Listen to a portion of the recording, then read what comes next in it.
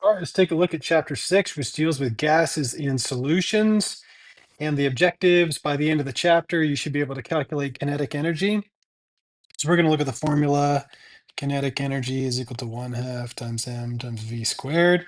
Convert pressure and temperature values into various units. So we're mainly going to look at Kelvin scale and degrees Celsius, and we're also going to look at various pressures like atmospheres and bars and torrs, psi, etc. We're going to do calculations based on Boyle's law, Charles' law, and the combined gas law. Do calculations based on the ideal gas law. So ideal gas law is PV is equal to nRT. Some of you might have seen that law before. Do calculations based on Dalton's law or Dalton's law of partial pressures. Apply your knowledge of intermolecular forces to determine the solubility of substances in a given solvent. So we're going to look at the axiom like dissolves like. Write molecular equations in total ionic and net ionic forms, calculate solution concentrations, all these different kinds of concentrations. Describe how to prepare solutions of a specific concentration by dilution. We're going to talk about osmosis, and we're also going to talk about the role of osmosis and diffusion in dialysis. Let's kick things off by talking about the properties of gases. And let's start it with the kinetic molecular theory of gases, which is the name scientists have given to a model or theory used to explain the behavior of matter in the gaseous state. Some theories, like this one, are based on a group of generalizations or postulates. And this useful practice makes it possible to study and understand each postulate individually instead of the entire theory. So let's take a look at these postulates. The first one is matter is composed of tiny particles called molecules that move in constant straight line motion and therefore possess kinetic energy. So if we have a container that has a gas in it, right? The gas molecules, okay, we say they're going to move in straight lines, okay? So they're going to move in perfectly straight lines in the container. The next thing is that gas particles are far apart, so there are little to no attractive or repulsive forces between them. Gas particles can almost be thought of like dimensionless dots, like dimensionless, points, okay? It's like they're so small they don't even take up any space. Now, obviously they do, but the space that they take up in their container is so small that it's virtually negligible. Gas particles transfer energy from one to another during collisions in which no net energy is lost from the system. I don't know if you guys have ever seen a DVD screensaver before, but you know how the DVD icon just kind of it goes and it collides with the wall and then it bounces off and then it keeps going, then it hits here, then it collides and it will keep going back and forth like this and it never loses speed. Well, we assume gas particles are like that. They just keep colliding with the walls of the container. They don't lose any of their speed or kinetic energy. Number four, the combined volume of the gas particles is very small combined compared to the total volume of the container they're in. That goes back to what I just said, where we assume that gas particles are so small that they practically take up no space. And the next one is the average gas particle speed increases as temperature increases. And so speed is directly proportional to temperature. And when I put temperature, it should be in Kelvin. Okay. So as the temperature in Kelvin increases, so does the speed proportionally. All right, and so let's talk about kinetic energy. And kinetic energy is the energy a particle has as a result of motion. And you should know the formula. Kinetic energy is equal to 1/2 times the mass times the volume squared. And so if kinetic energy, you can see, is directly related to mass, what does that mean? It means the heavier a particle we have, if we have two particles that are moving at the same speed, well, the heavier one is going to have more kinetic energy. Conversely, if you have two particles that are the same mass, since it's proportional to the velocity, namely the velocity squared, that means that, again, if you have two particles that are the same mass, whichever one is moving faster is going to have more kinetic energy. All right, so let's take a look at this question. Calculate the kinetic energy of two particles with a masses of 2 grams and 3 grams respectively if they're both moving at a velocity of 15 centimeters per second. So we know that our formula for kinetic energy is equal to 1/2 times mass times velocity squared. So let's do the 2 gram. We'll do that in red. And then for the 3 gram, we'll do that in blue. So the kinetic energy of 2 grams, so the 2 gram particle is going to be 1/2 times 2.00 grams multiplied by the velocity squared, 15.0 centimeters per second. And we square that. And when you punch that into your calculator, you end up with 15 grams times centimeters squared divided by seconds. And if anybody here has studied physics at all, you can see how this unit is closely related to the Newton. I'm not going to get into that detail right now, but it is closely related to the Newton. Next, the kinetic energy of the 3 gram particle. So we have 1/2 times 3.00 grams times 15.0 centimeters per second, and we square that whole thing. And we end up with, of course, more kinetic energy. So 22.5 grams times centimeters squared divided by seconds, like that. So again, the heavier of the two particles is going to have a greater kinetic energy. Okay, so let's move on from there to gas laws. And gas laws are just mathematical relationships that describe the behavior of gases as they are mixed or subjected to pressure or temperature changes or allowed to diffuse. And without even getting into the gas laws in detail, which we are going to in a few seconds, but if I just asked you, what's your intuition? What's going to happen if I increase the pressure on a gas? Do you think the volume is going to go up or the volume is going to go down? Well, think about it. If you have a tennis ball has a compressed gas inside. If you put pressure on it, meaning if you squeeze the tennis ball is going to be smaller, right? So as we increase pressure, you can see already if pressure goes up on a gas, the volume is going to go down, right? What about temperature changes, right? What's going to happen to the volume of a gas if I increase the temperature? Right? It's probably intuitive to you. If you were to take an aerosol can that's empty, okay, virtually empty, and you put it in a fire, don't do this. It's extremely dangerous. But if you increase the temperature of that gas that's in there, what's going to happen is the volume is going to increase to the point that it would make the can explode. So again, it's intuitive. Some of these gas laws are intuitive. So let's go back to the idea of pressure. I've already mentioned pressure, but pressure can be defined as a force per unit area on which the force acts. And this you might remember, or I'm sure you all are aware of pounds per square inch. Well, think about it. Pounds is a force, right? And then we have the square inch, which is an area, right? So it's a force per unit area, pounds per square inch. Anyhow, so let's talk about volume. Now that we've discussed pressure, let's talk about volume. And I know that you guys know that volume is the amount of three-dimensional space an object or a substance occupies. And so when we're talking about gases and we're talking about pressure, okay, I just mentioned the pound per square inch. And where does gas pressure come from? It actually comes from the particles of the gas colliding with the walls of the container. And there's all kinds of common units of pressure. There's the atmosphere, the torr named after Evangelista Torricelli. He did the experiment with the column of mercury at sea level. And so that's where the millimeter of mercury comes from. There's also the bar and the Pascal. What about volume? Volume is the space a gas occupies. Of course, we're going to stick to milliliters and liters mostly, but you're probably aware that a milliliter is the same thing as a centimeter cubed. It's also the same thing as a cc. CC just stands for centimeter cubed, okay? Next, the amount. Okay, so amount, this is more interesting. This is where we're talking about the amount of gas particles in moles. And so we're not only going to talk about the amount of gas particles in moles, N, but we're also going to talk about them in grams, so in mass. And then finally, temperature.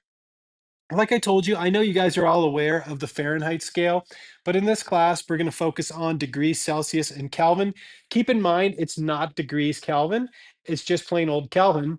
And also be reminded that temperature is directly related to kinetic energy of a gas particle. One of my former students used to say, a thermometer is like a speedometer, right? The higher the temperature, the faster the particles are moving, and thus they have more kinetic energy. And the opposite would be true as well. So let's dive a little deeper into this idea of the different units of pressure, like the torr and the atmosphere and the bar. And you can see this little figure here. It says atmospheric pressure is the force per unit area exerted by the weight of the atmosphere. And so you can see this column of air, 1 meter squared, that's pushing down. So the top of this column would be up in the stratosphere somewhere where there's no more air, but you can see how it's pushing down. So you can imagine that if you're in Colorado and you're on top of Pikes Peak, okay, you can imagine that the column of air is not as big, right? It's shorter because you're at a higher elevation, and therefore the air pressure is going to be less when you're at higher elevation. Anyhow, so let's take a look at these different units of pressure and see where they might be used. So the first one is the atmosphere. If you go to sea level, I'm going to put here atmosphere. Sea level on our planet is equal to 1 atmosphere. Okay, so 1 atmosphere is the atmospheric pressure at sea level on the planet Earth. We mostly use atmospheres in gas laws. So when we're talking about Boyle's law and Charles' law and these kinds of things. Next is the torr, or the Torricelli.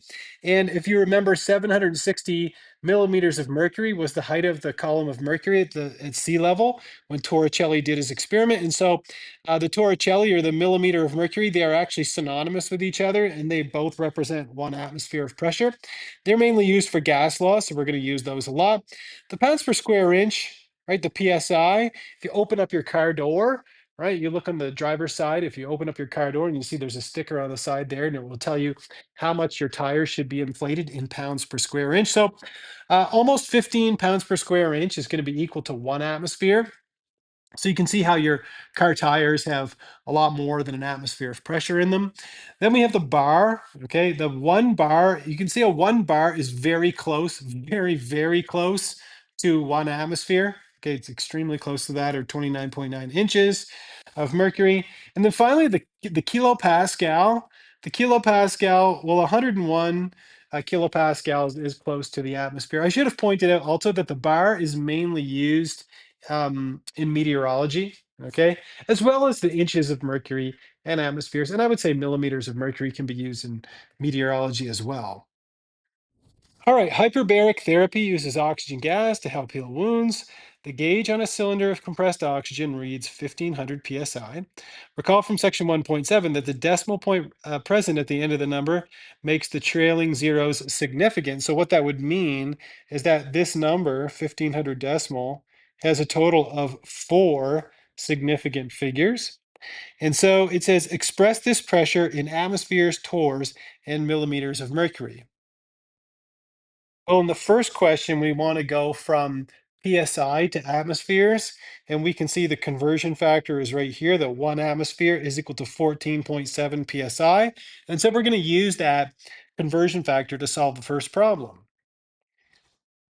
And so for A, we have 1500 PSI, and we know that we have in 1 atmosphere, we have 14.7 PSI, like that. Okay, and you can see the way I've set it up, that PSI units cancel, excuse me, and I'm left over with the units of atmosphere. So when we multiply that out, we end up with 102 atmospheres. All right, in part B, we want to convert the 1500 PSI into torrs. And of course, weren't provided with a conversion that takes us from PSI to torr directly. But if we convert the PSI into atmospheres like we did in A, we can go from atmospheres into torrs, because you probably remember that 1 atmosphere is equal to 760 torr, like that. So let's use that to solve B. So we're going to use our answer for B, which is 102 atmospheres. And then we're going to say, well, in 1 atmosphere, we have 760 torr, like that. So now we can see the atmospheres cancel out, and we would be left over with the units of torr. Just give me a second to punch this into my calculator. 102 times 760, like that. So we end up with 77,520, 520 torr, like this. And we could leave it that way, or we could convert it into scientific notation. So we could say 1, 2, 3, like this. 4. So we could say it's equal to 7.7 5 times 10 to the power of 4 torr, like that. All right. Also, if you look in this in the textbook, you'll see their answer differs from mine a little bit. It's because I used this number and they just started all over again. But either way, it's close enough. And then in C, well, hopefully you remember that a millimeter of mercury is equal to a torr. So I'm not even going to bother doing that calculation. It's going to be the exact same answer as C, 7.75 times 10 to the power of 4 torricellis. All right, let's talk about temperature for a second here. And first, we're going to define absolute zero is the temperature at which all motion stops, and it has a value of 0 on the Kelvin scale. So it's actually 0 Kelvin. Kind of looks like you're writing okay. But anyhow, absolute zero is actually a theoretical temperature. It doesn't really exist. You can be close to it if you have helium in the liquid phase. Liquid helium, I think, is around 4 Kelvin, so it's very close to 0, but it's not quite 0. And if you're wondering, well, how close to 0 can you get? I'm not sure, but I know you can get down to like 0.5 Kelvin or probably even lower than that. But again, the idea of absolute zero is where there's no molecular movement whatsoever. Even electrons stop moving there. And so if you have 0 Kelvin, it's equal to negative 273 degrees Celsius. And so you can see that if you want to convert from Celsius into Kelvin, all you have to do is add 273. So very quick. If you ever want to convert any temperature from degrees Celsius into Kelvin, just add 273 and you're done. And then of course you can rearrange that formula to say, well, if I want to convert from Kelvin into Celsius, I just subtract 273. So in our textbook, they've chosen to leave Fahrenheit out, so we're not going to worry about that in here. But I just want to point out one more thing. And that is, since you can just add and subtract 273 here in these two different equations, what that tells you is that if you go up by 1 degree Celsius, you're also going up by 1 Kelvin, okay? It doesn't mean that 1 degree Celsius and 1 Kelvin are equal. Of course, they're not, nowhere near equal. But the increment is the same, whereas the increment for a Fahrenheit is not the same as a Celsius and a Kelvin, okay? There's more digits in there, okay, than a Celsius and a Kelvin. So that's why we choose to stick with those. All right, let's see if we can solve these problems. It says the Kelvin temperature scale is convenient for recording very low temperatures of liquid helium. Hey, what do you know? Using equations 1.5 and 1.6, make the following temperature conversion. So we have 37 degrees Celsius, and we want to convert that into Kelvin. Well, in order to convert it into Kelvin, all we have to do is add 273. And so I'm going to write it like this. I'm going to put temperature in Kelvin is going to be equal to temperature in degrees Celsius and then add 273. And so we're going to put in here 37 plus 273. And when we do that, we get our temperature in Kelvin is going to be equal to 310 Kelvin. All right, for the next one, for B, we have negative 50 degrees Celsius, and we want to convert it into Kelvin. This one, I'm going to do it a little bit faster. So I'm just going to say negative 50 plus 273, since we just saw how to do this in the previous problem. So when you take, 273 and you subtract 50, you get 223 Kelvin. So again, very quickly. And then in the last one, we're going in the other direction. We want to take 400 Kelvin and convert it into Celsius. So remember, temperature in degrees Celsius is going to be equal to temperature in Kelvin subtract 273. So we have our 400 Kelvin subtract 273, and that is going to give us a temperature in degrees Celsius that is equal to 127 degrees Celsius. So again, you can see the temperature in Kelvin is not equal to in number to the temperature in degrees Celsius. But again, if you have two thermometers, right, and if you go up by 1 Kelvin, it's going to be the same amount when you go up by 1 degree Celsius, right? The increment is the same, even though the numbers aren't the same.